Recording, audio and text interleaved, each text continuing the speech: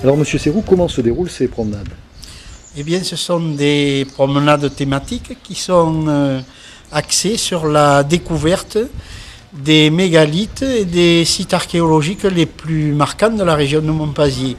Ce qui fait que ces sorties ont lieu une fois par mois, aussi bien au printemps qu'en été et en arrière-saison, en automne. Par contre, parfois l'hiver, lorsqu'il fait très beau, j'en organise aussi quelques-unes en novembre ou en décembre. Donc j'amène les visiteurs, je leur montre les dolmens, les menhirs, les allées couvertes les plus beaux, les plus intéressants de la région, ainsi que des sites qui sont parfois des anciens habitats de l'époque néolithique, ou disons de l'époque de l'âge du bronze également, et puis de l'époque gauloise et gallo-romaine également. Nous avons en particulier un endroit qui est très intéressant, qui se trouve être placé aux sources du Drô. C'est un ancien sanctuaire de la divinité qui était honorée par les Gaulois, qui présidait donc aux sources de cette rivière, qui arrose une partie de la Dordogne et puis du Lot-et-Garonne, et qui se jette à Caudrot dans la Gironde. Donc ensuite, nous avons également un autel de sacrifice de l'âge du bronze, et également un habitat qui a perduré depuis le néolithique et qui a été utilisé jusqu'à l'époque, le début du Moyen-Âge, où se trouve un dolmen, il s'y trouve également un menhir et un polissoir et une pierre de la fécondité qui était fréquentée par les femmes de l'âge du bronze et puis de l'âge du fer également, ainsi que par les dames gauloises, pour demander à cette pierre de leur apporter un bébé dans les mois qui suivaient. Voilà, donc des promenades qui sont en général très, très appréciées des visiteurs.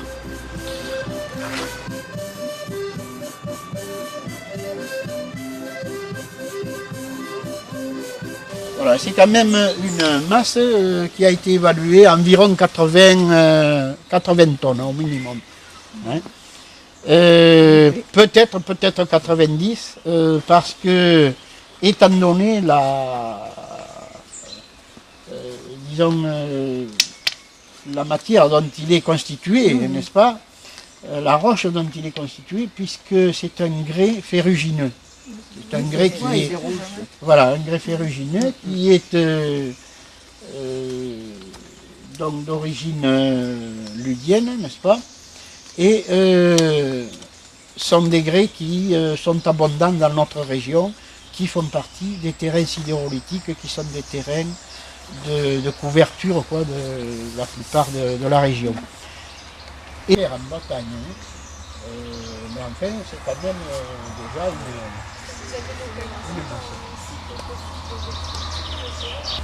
du haut du plateau, là, un petit peu plus haut, à environ 150 ans, assez gros. C'est quelque chose, hein. Voilà. À voir là. Monsieur Coq était venu pour faire le relevé, l'inventaire de tous les mégalithes de la région. Donc, je l'ai suivi, je lui ai aidé à faire les relevés, et lui-même a parcouru un peu. Voilà, alors c'est un dolmen qui possède une légende. Hein. Il s'appelle le dolmen du Point du Jour. Et la légende dit que il y a très longtemps, un berger vivait dans la région, et ce berger, le pauvre, était boiteux et contrefait, bossu. Et il vivait avec une dizaine de bœufs. Ça. Un beau jour, il s'est endormi. Lorsqu'il s'est éveillé, les bœufs avaient disparu. Alors, notre homme était un peu déboussolé. Il est parti de tous les côtés, au nord, au sud, à l'est, à l'ouest. Il a cherché ses bœufs. À un moment, il est tombé fourbu vers le soir. Et là où il s'était allongé pour dormir, il a aperçu un loup qui approchait. Alors son premier mouvement a été de se défendre. Et il a vu que le loup était grièvement blessé, quoi, on peut dire. Donc il s'est approché, il l'a soigné. Il avait une patte cassée, il lui a fait une attelle. Il l'a pansé, tout ça, il l'a bien soigné. Et le lendemain, au moment où il voulait repartir, reprendre ses recherches, le loup s'est approché de lui a dit « Écoute, tu as été vraiment très bon pour moi, tu m'as pansé, tu m'as soigné, du mieux que tu as pu. En contrepartie, je vais te confier quelque chose. Voilà. Dans quelque temps, nous allons nous trouver au moment où les jours sont le plus longs. Donc, tu te rendras à ce moment-là, à l'aube, sur la table ferreuse. Tu t'allongeras et tu attendras que les premiers rayons du soleil viennent te réchauffer, n'est-ce pas, hein, et t'irradier, là, comme ça. Tu resteras un instant, et lorsque tu descendras de ce bloc, n'est-ce pas, de ce rocher, tu auras une heureuse surprise. Bon, alors, le berger est reparti, il a repris ses recherches dans tous les sens, tout ça, et puis à un moment, il est revenu, fourbu, il est revenu ici, et 2 ou 3 jours après, il s'est rendu sur le dolmen. Il s'est étendu sur le dolmen, il a attendu que les premiers rayons du soleil le baignent complètement, entièrement, et il est descendu à terre. Il a dit, mais je ne boite plus, je ne suis plus bossu. Il est allé dans le petit ruisseau qui est à côté, où se formait un petit sorte de petit réservoir là. Il s'est baissé, il s'est regardé dans l'eau. Il avait une belle physionomie, il était beau. Et puis il était tellement heureux qu'il s'est mis à danser et à chanter. Et tout d'un coup, il a aperçu ses bœufs qui arrivaient. Mais au lieu d'une dizaine de bœufs, il y avait 35 ou 40 bœufs. Voilà. Alors notre berger était comblé. C'est pas la multiplication des pains, là. Voilà. Donc,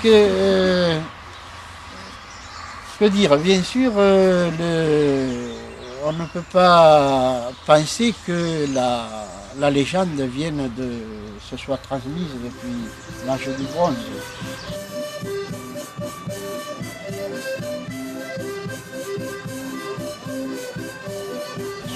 Ah ben, je sais pas bien. Merci beaucoup. Il y a longtemps à marcher. C'est la mentalité religieuse des paysans de l'Albigeois médiéval. Voilà. Qui était dirigé par M. Garnier, qui était le responsable à l'origine des... Oh, pardon. Et voilà. Là. L'église a été consacrée, qu'elle est devenue un lieu de culte, parce que tant qu'elle n'a pas été, comment dirais-je, Voûte sont basses, et aussi où vous mettez les pieds.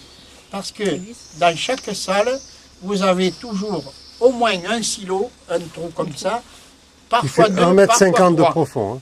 Donc, Ah, quand même. Hein. Oui, alors donc, il faut... en marchant, Ouais. faites bien attention de Mais ne vous pas... passez... Ah oui, alors là, attention. Ah, dis donc, ouais. C'est trop Bon, ça. alors là, il faut mettre les... Ben, j'ai l'impression que c'est en photo. panne. Ça suit pas bien, non? Des sorte de petite salle, n'est-ce pas, où avaient lieu des dépôts rituels, parce que on peut se cogner là. Il n'y a pas de recul. Hein. Ah, vous voyez, vous en avez 3. Un ici, un là, et un autre ici, vous voyez. 3 silos dans cette pièce. Et là, la voûte est quand même assez belle, hein, assez bonne encore. Par contre, pas très haute. Hein. Ouais. Et Voilà, alors, qui est naturel, le rocher. Hein. Bon, ne faites pas attention parce que parfois vous avez quelques chauves-souris. Hein. C'est des araignées aussi. avec des araignées qui sont. Et ouais, très fines, très squelettiques. Hein. Oui, mais qui sont. Putain, elles ne doivent pas manger grand-chose. Hein. Ne pas se faire piquer. Hein, c'est pas très haut. Voilà. Il y a une marche à descendre. Voilà. Alors, ici, par contre, là, C'est ça. il y a de l'eau qui L'aération, est venue, celui-là, je ne en sais revanche, d'où, il est là. beaucoup plus profond. Voir ça, peut-être de l'extérieur, oui. Vous avez payé, là. Alors ici, vous voyez, ils ont tout payé parce que la route s'est coulée, voyez-vous. C'est là la fameuse porte. Alors, voilà la fameuse porte. Alors, ils sont obligés de bien payer parce que la voûte ici, c'est des bouts ici. Ah, les racines, là, on les voit bien, hein, elles ressortent. Hein. Voilà. Ah, vous voyez, tous les silos sont à peu près de même dimension, quoi. On peut quand même tenir la largeur des épaules, mais juste.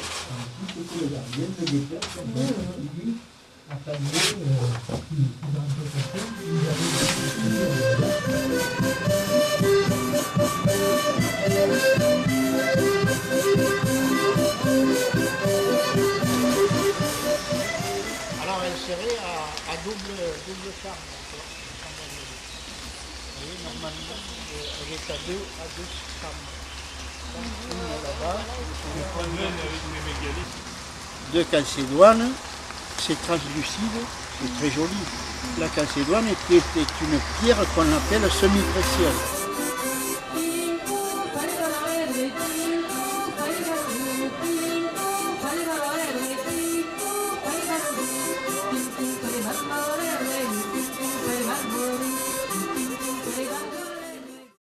Est-ce que ça a été importé? C'était au moment un petit peu où nous avions, on peut dire, une certaine culture qui venait de l'Italie.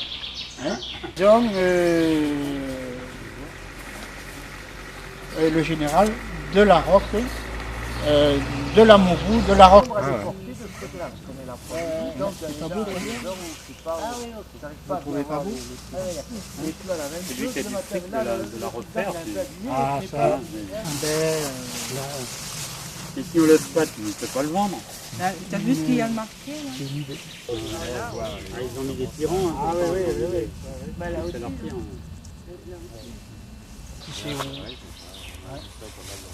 Où il ne sera pas à mourir, parce que là, l'angle est orienté exactement.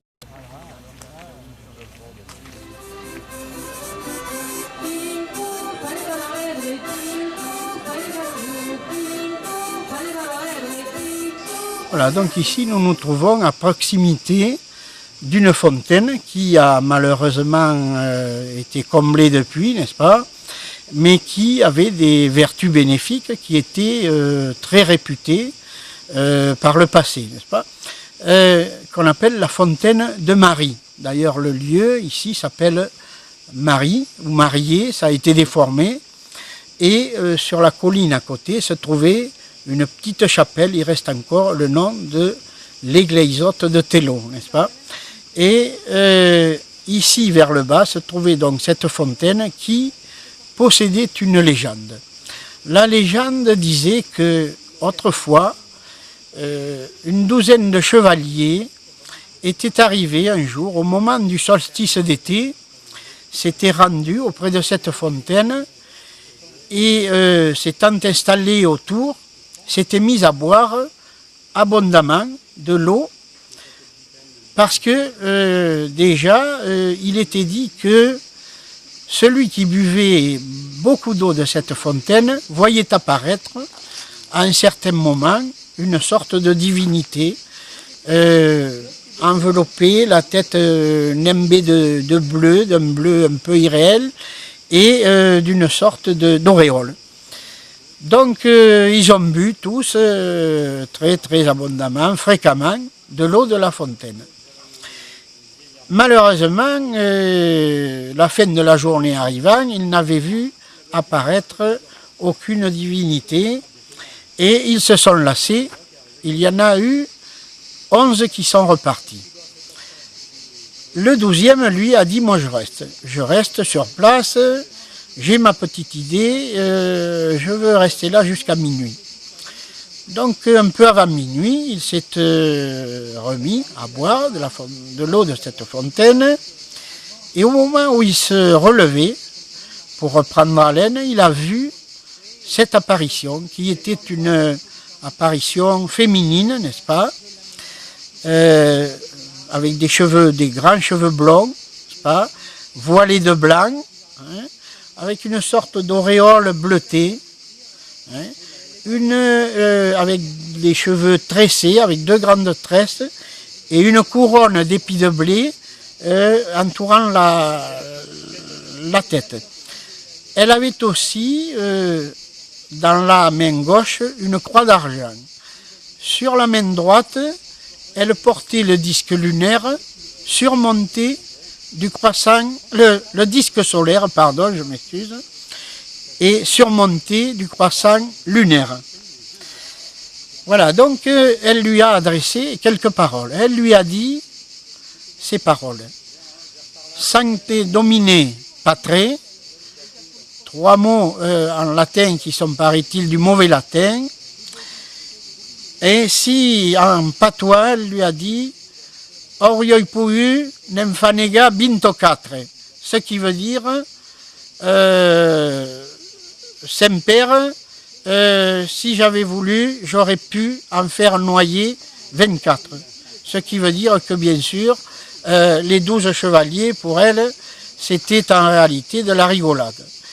Bon, que peut-on dire de cette apparition qui fait partie de la légende de la fontaine de Marie? On peut le rapprocher peut-être du culte chrétien de Marie, bien sûr, puisque le lieu s'appelle encore ainsi, mais aussi on peut le rapprocher d'une réminiscence d'un culte païen, n'est-ce pas, que l'on peut rapprocher de celui de la déesse Cérès, peut-être, qui était la déesse des moissons, et qui avait le front ceint d'une couronne d'épis de blé. Le fait qu'elle avait une croix, bien sûr, a une relation avec le culte chrétien, mais le disque solaire et le croissant lunaire lui donnaient aussi l'apparence, si l'on peut dire, d'une divinité païenne qui qu'on pourrait associer à un culte solaire et un culte lunaire également. Voilà, un culte aussi des eaux, c'est-à-dire un culte chtonien, c'est un culte des puissances souterraines également. Voilà. Voilà ce que j'avais à vous apprendre concernant la légende de Marie sur la commune de Saint-Avy-Rivière, canton de Montpazy. Voici.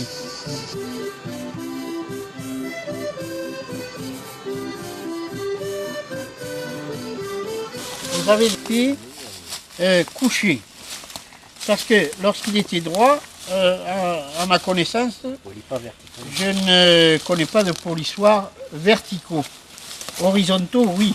Alors voilà encore des traces, n'est-ce pas? Il y a des traces de polissage par endroits. Hein. Donc, ce menhir s'appelle le roc de Peyrecourt, ce qui veut dire en patois la pierre qui court, hein, la pierre qui se déplace. Or, donc, il est là, il est couché, il est partagé en deux, il est cassé, mais il n'est plus en son lieu d'origine. Or, son lieu d'origine, comment le retrouver? Eh bien, on le retrouve avec une baguette ou avec un pendule. Il faut rechercher l'endroit où il y a le croisement de 2 sources ou de 2 ondes telluriques, avec le fameux réseau de Hartmann, qu'on appelle le réseau magnétique. et ça se trouve par là.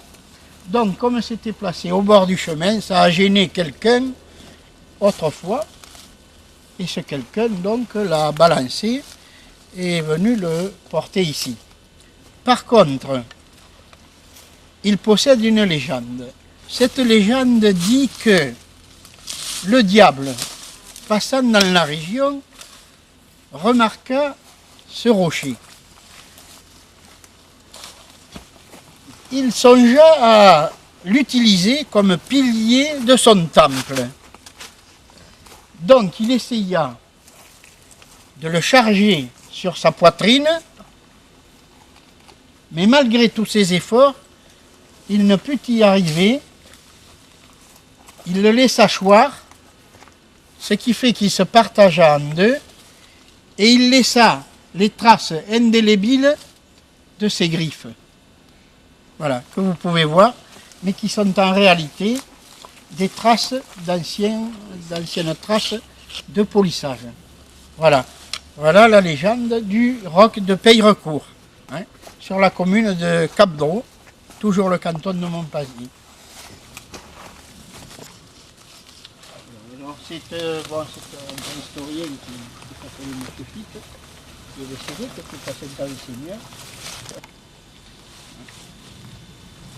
Et puis par endroits, la mousse a un peu recouvert aussi, ce qui fait qu'on ne voit pas absolument. Chegu, il est tout à fait d'accord. Je suis en très bonne terme. Ah, il faudra le consolider vraisemblablement, mais ça sera fait dans des conditions. Alors, c'est connu dans la région, le roc de Peyrecourt.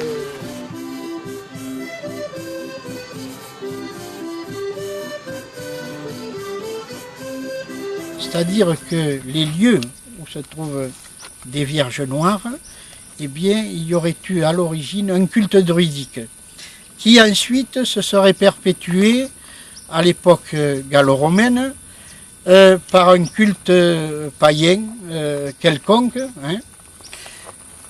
Et puis ensuite, au Moyen-Âge, se serait donc transformé ce culte ensuite, ce lieu de culte où après avait été placé un bâtiment religieux chrétien, et bien ensuite on retrouve là, au Moyen-Âge, vers le 11e ou 12e siècle, on retrouve ensuite le culte de la Vierge Noire, qui est toujours un culte lié à l'eau. Lorsque vous avez un lieu, une église, une chapelle qui est dédiée à la Vierge Noire, vous avez toujours une crypte, hein, où se pratiquait donc le culte de la Vierge Noire, et puis vous avez à proximité, dans l'église même, vous avez un puits. Et là, le puits, ils l'ont retrouvé à Cap-Dros, grâce aux fouilles qu'ils ont fait depuis 4 ou 5 ans, dans le sol, en ayant démoli le sol de l'église et creusé. Ils ont mis à jour donc la crypte souterraine et également un puits qui a 50 et quelques de diamètre, 50 cm, il n'est pas très large, et qui fait environ, je crois que c'est pas loin de 5 mètres, c'est-à-dire que ça correspond, paraît-il, c'était calculé, la profondeur du puits était égale à la hauteur, disons, de l'intérieur du clocher, hein, de l'église. Voilà. Et donc ces Vierges Noires, d'après tout ce qu'on a pu retrouver, eh bien, c'est toujours lié à un culte druidique à l'origine. Donc dans le puits, il y a eu de l'eau. Le puits, Là où il y a eu. Et il y a toujours de l'eau. Ah bon? Il y a toujours de l'eau. De Cap-Dros. Et toujours, c'est une règle, la profondeur du puits correspond à la hauteur de, je ne sais pas si c'est l'intérieur du clocher, ou, mais je pense que c'est l'intérieur du clocher. Hein. Voilà. Je ne veux pas dire de bêtises. Bon, sorti de là, nous sommes, nous, à peu près à 1 kilomètre à vol d'oiseau de l'église de Cap-Dros. Bon, ici, nous sommes dans un lieu qui s'appelle Bonnefond. Bonnefond, qui veut dire bonne fontaine, ce qui voulait dire que c'était une fontaine intarissable. Hein, Bonnefond, le nom le disait. Bon, si l'on regarde également le plan cadastral de 1840 ou 45, on s'aperçoit que le lieu s'appelle Bonnefond, ça s'appelle également étang de Bonnefond, et vous avez la source de Bonnefond, c'est également porté source du Drô. Voilà. Le Drô qui est un cours d'eau qui avait son importance autrefois, parce que en réalité, il n'est pas comme la Couze. La Couze qui, elle, prend sa source à Bouillac et se jette dans le bourg de Couze, se jette dans la Dordogne, à 25 km de distance du lieu où elle prend sa source. Le Drô, lui, fait 158 km de long. Il prend sa source à Cap-Drô, il se jette à Caudrot dans la Gironde, à côté de Gironde-sur-Drô. 158 km. Déjà, un cours d'eau qui mettait en relation l'intérieur du pays, ici, le Périgord, le Haut-Agenais, avec la mer, si on peut dire, par la Gironde. Hein. Voilà. Et ensuite, ce qu'il y avait ici aussi, c'est qu'il y avait un sanctuaire d'une déesse, d'une divinité, véritablement des Celtes, n'est-ce pas? Divinité celte, parce que il y a déjà environ 25 à 28 ans, il y avait eu ici, il s'était tenu un congrès mondial de parapsychologie. Étaient venus des savants, des ésotéristes, n'est-ce pas, qui avaient conclu, après avoir examiné les lieux, on avait conclu qu'il y avait ici un sanctuaire dédié vraisemblablement à une divinité féminine des eaux. Hein, divinité vraisemblablement d'origine celte. Hein, et donc, on retrouve sur cette sorte de tumulus ici, on retrouve un énorme rocher où se trouve une sorte de niche et où devait être placée la représentation de cette divinité. Donc des statues vraisemblablement féminines. Et c'est là où l'on retrouve la relation avec le culte druidique, donc, et ensuite la Vierge Noire, n'est-ce pas, qui se trouve à Cap-Drô, à peu près à 1 kilomètre d'ici, à vol d'oiseau.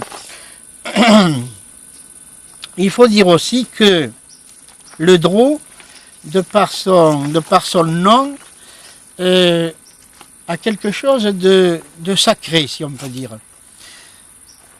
Il y a des cours d'eau, des fleuves. Vous avez un fleuve qui passe en Espagne et au Portugal, se jette dans l'Atlantique au Portugal, qu'on appelle le Douro. Bon, si vous parlez un peu rapidement, vous effacez le Doubs et vous faites Drô. Mais on sait que le Drô, ça a une origine gauloise, une origine celtique. Parce que vous avez des ouvrages, n'est-ce pas? J'ai retrouvé un ouvrage sur la religion des Celtes, des Germains également, hein, où il est dit que autrefois Magi Droata, D-R-O-A-T-A, signifiait en gaulois fils de druide. Bon, ici ce n'est pas Droata, mais c'est le Drô. Ouais. Et vraisemblablement, comme je le disais, relation avec une origine sacrée, bien sûr, le sanctuaire des sources du Drô. Actuellement, vous n'avez plus la source du Drô. Elle a disparu. Malheureusement, il y a quelques années, quelques dizaines d'années, il y a eu un tremblement de terre à Gourette, dans les Pyrénées. Or, ce tremblement de terre a eu des répercussions dans notre région. vous avez dans la nuit où ça s'est produit, au moment où s'est produit le tremblement de terre de Gourette, vous avez des choses qui se sont effondrées, des tas de bois comme ça qui se sont effondrés à Montpazier. Les pendules se sont mises à sonner, certaines pendules se sont arrêtées. Et puis le plus grave, hein, c'est que la source de Bonnefond a été tarie dans quelques instants, elle a été totalement tarie. Vous aviez des forages, il y avait un forage à une centaine de mètres sur une colline ici, un endroit qui s'appelle la Flameirague. Ce forage qui était un forage artésien, alors l'eau remontait à cette du sol, totalement nettoyé au même moment. Un autre forage qui se trouvait sur le lieu dit Le Comte, n'est-ce pas, à peu près 1 kilomètre d'ici, 1,5 km, même pas, à vol d'oiseau, le forage aussi totalement supprimé.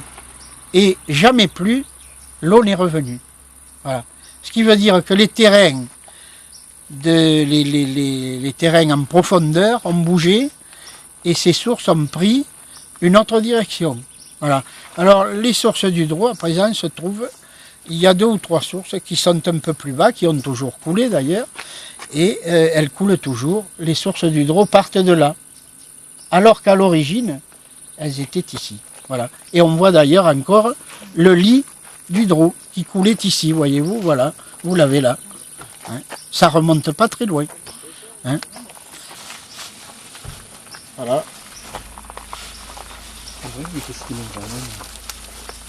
Je n'ai pas porté l'autre, il y en a une autre, mais je ne l'ai pas portée, elle pèse 5 kilos.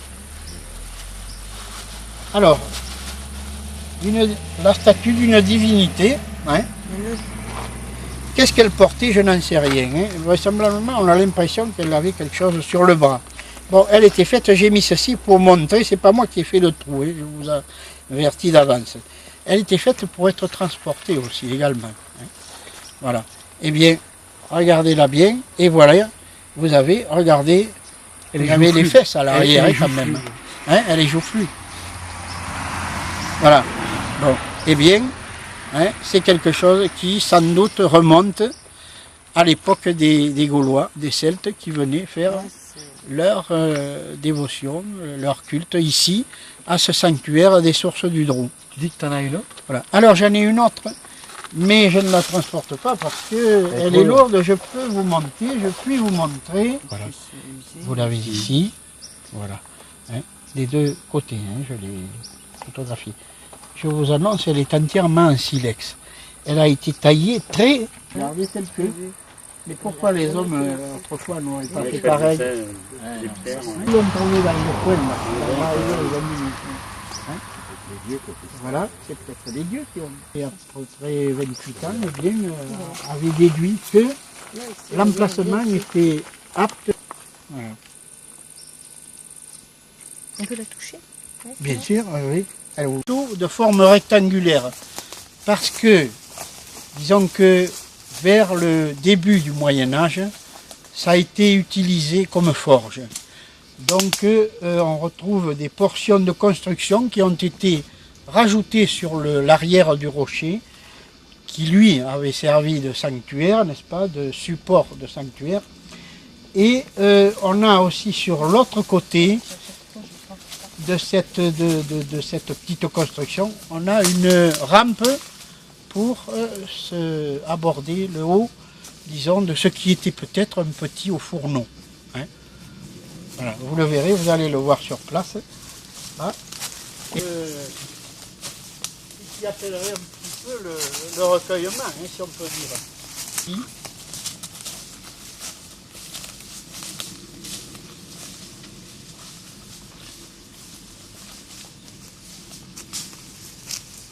Voilà la rampe. Bon, et on voit encore des traces de maçonnerie, le tout ayant été rajouté à l'arrière du bloc de rocher. Hein.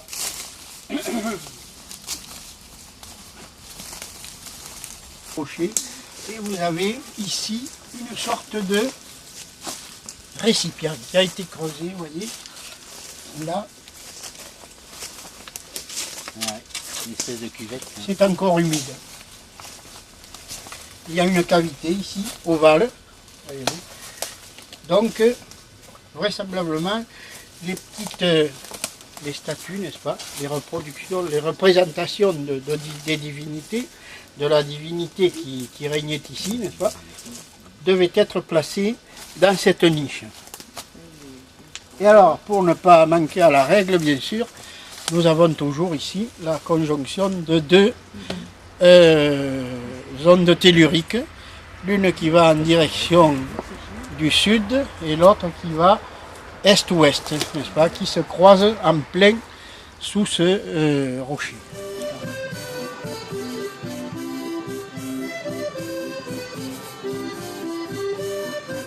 Était utilisé en tant que lieu d'habitat, hein, sur le haut du plateau, ici à l'arrière, vraisemblablement à l'âge du bronze ancien peut-être, hein, c'est-à-dire environ 2000 à 2200 ans avant Jésus-Christ. Et on ne peut pas le dire avec précision puisque nous n'avons retrouvé aucun vestige, si l'on peut dire, surtout vestige métallique, ce qui nous permettrait de le dater dans le bronze ancien ou moyen ou récent, mais je penserais plutôt pour le bronze ancien. Voilà, nous avons ici une sorte de menhir, n'est-ce pas, qui a été taillé volontairement. Il nous donne une direction. Si vous prenez la droite de cette face, qui est malgré tout assez plane, ça vous donne la direction de l'endroit où se trouvait en contrebas de la route l'entrée d'une sorte de caverne qui devait être un hypogée, vraisemblablement, et qui se dirigeait à peu près dans cette direction, où devait se trouver une salle. Cette entrée a été fermée depuis plusieurs années, parce que bon, ça a été jugé dangereux par le propriétaire. Comme l'entrée se trouvait au niveau du sol directement, il paraîtrait qu'un chasseur d'un certain âge serait tombé malencontreusement dans cette cavité. Donc le propriétaire a fermé et on ne retrouve plus l'entrée actuellement. Bon. C'est quelque chose qui était lié, l'hypogée, avec certains campements de l'âge du bronze. Alors, si l'on se réfère à des ouvrages tels que ceux de Jacques Briard, qui est directeur de recherche au CNRS, eh bien, il vous dit que si l'on retrouve des meules qui vraisemblablement n'auraient pu être utilisées, qui sont solidaires de leur socle, eh bien on peut les assimiler au culte du soleil, parce que la meule, la roue, a toujours été le symbole solaire. Hein. Voilà, donc cette sorte de meule, vous voyez, ici, vous voyez qu'elle est assez ronde, n'est-ce pas, hein. Voilà. Hein, regardez, solidaire de son socle, et je vous en montrerai une de très belle au prochain site. Eh bien, elle servait à quoi? Vraisemblablement, peut-être à l'officiant, celui qui diffusait le culte, lui, hein, qui pratiquait les cérémonies, avant peut-être de passer au sacrifice, hein, un petit peu plus loin, sur cet autel de sacrifice qui se trouve à quelques mètres d'ici. L'officiant, lui, peut-être haranguer la foule ou leur adresser quelques paroles avant de se diriger vers cet autel. Alors, nous y allons, vous allez voir comment il se présente. Pas vu parce qu'il est très beau, on voit nettement qu'il a été aménagé pour un usage bien défini, n'est-ce pas? Vous voyez par exemple qu'il y a ici une sorte de rampe d'accès, et de chaque côté vous avez un méplat pour le sacrificateur. Hein, pour que le sacrificateur puisse poser les pieds, n'est-ce pas, ainsi que les aides qui donnaient un coup de main pour hisser la bête sur ce rocher. Vous avez un évidement qui est très, très important, de façon à pouvoir y placer une bête qui était peut-être assez d'un poids assez conséquent. Peut-être un jeune taureau, peut-être des béliers, hein, peut-être des sacrifices de béliers, des sacrifices de taureaux. Il paraît qu'à l'âge du bronze, il y a eu aussi des sacrifices de chevaux. C'est possible. Donc vous avez aussi quelque chose, regardez-le, c'est cette sorte de bourrelet. On voit qu'il a été aménagé, voyez-vous, hein. C'est pas naturel ceci, voyez.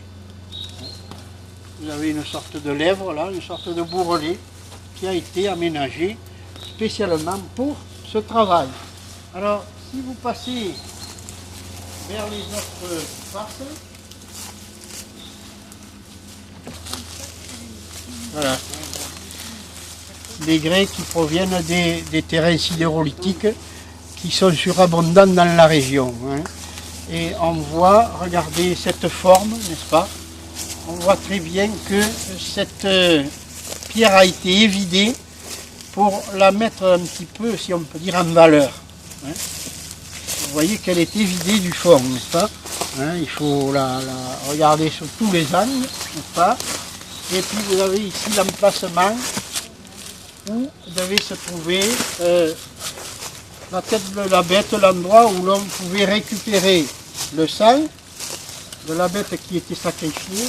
Ici vous avez une sorte de récipient qui a été une cuvette qui a été creusée dans le rocher, très ronde, très régulière, qui était destinée à recevoir le récipient, les outils de sacrifice du sacrificateur. Hein. Bon. Ensuite, il y a aussi quelque chose qui mérite d'être signalé, c'est cette pierre qui figure à côté, et où manifestement ont été creusés des signes, n'est-ce pas, que l'on retrouve parfois sur certaines gravures néolithiques et même plus récentes. Vous pouvez vous mettre même, voilà, ici.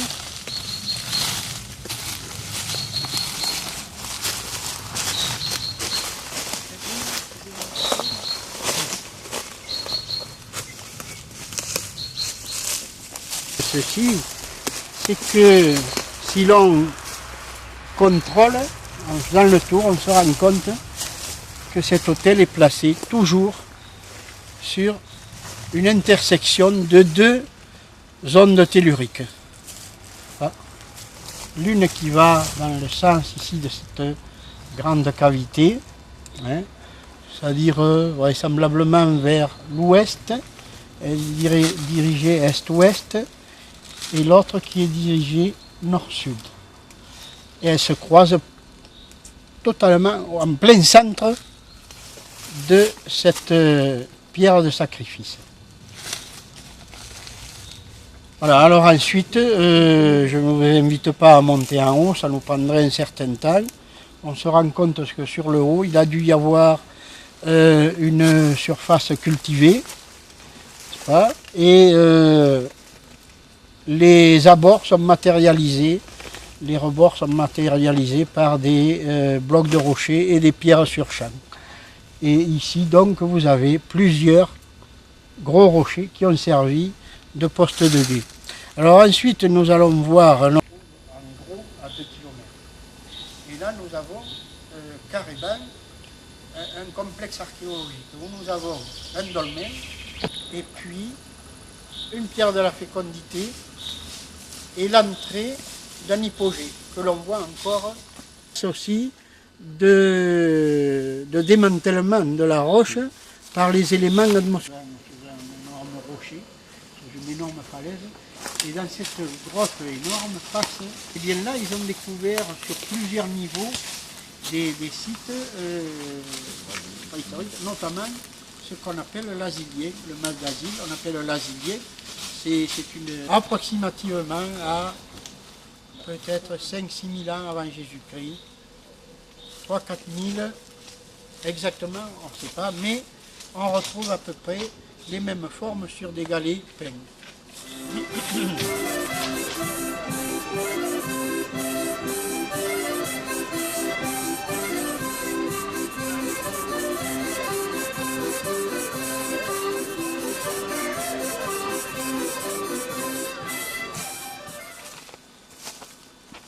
Et, Celte. hein, mais je ne voudrais pas trop bouger. du paléolithique. Je bouge peut-être un peu. Un petit peu ce que je disais, le bucrade mésopotamien. Ça est ça. Les amanites, là.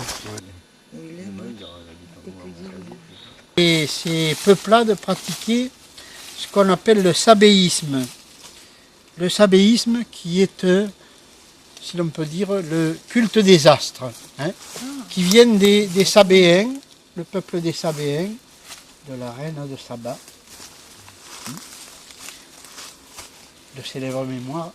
Et puis, donc, on sait que ces peuplades de l'âge du bronze, donc, pratiquaient le sabéisme, la raison pour laquelle on retrouve à bien des endroits, Maurice Broen s'en parle d'ailleurs dans ses ouvrages, il cite et puis il montre, disons, par des photos, des schémas, des dessins, des pierres à cupules, n'est-ce pas, qui représentent des constellations astrales.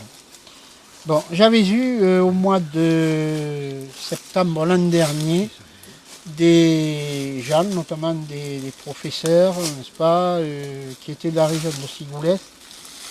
Parmi eux, il y a un monsieur qui m'a dit, effectivement, voyez-vous, bon, il n'y avait pas, je ne sais pas, il n'y avait pas de fougère comme il y en a actuellement. Depuis cette pierre-là, il a regardé, il m'a dit, effectivement, vous avez une sorte d'alignement. C'est-à-dire que vous avez les différents éléments se trouvent à peu près sous la même ligne, hein, sous le même alignement.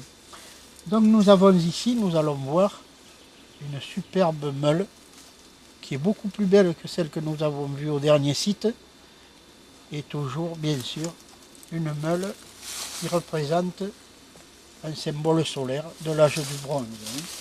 Voilà. Disons aux gens qui venaient assister à certaines cérémonies, hein, vraisemblablement.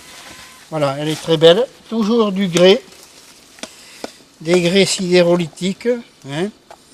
Et puis nous avons donc, tout près d'ici, nous avons un superbe polissoir qui a été utilisé vraisemblablement par la suite comme meule longitudinale par les femmes des tribus qui se trouvaient ici, parce que ici nous nous trouvons sur un lieu où a été, disons, pratiqué un culte, bien sûr, mais aussi qui a été un habitat, vraisemblablement. Hein. Donc, nous continuons dans cette direction pour aller voir le polissoir. Hein, les traces de polissage et d'utilisation aussi en tant que meule, vraisemblablement longitudinale. Hein. Sur de roche, toujours des grès roses, des grès rouges, ferrugineux. Nous avons aussi des quartzites, pas vraiment transparents, mais qui sont très beaux. Chose à découvrir dans celui-ci qui se trouvait à côté. Donc elle était ici, et le propriétaire se trouve de venir. Il entendait des engins qui tournaient là par là, il dit mais qu'est-ce que c'est? Voilà. Ça a été bouchardé, vraisemblablement avec un outil en silex, vraisemblablement, à moins que ce soit avec un des premiers outils de bronze, mais ça aurait certainement laissé des traces. Donc il faut le prendre peut-être sous divers angles, peut-être un peu en photo un petit peu rasante, si on peut dire.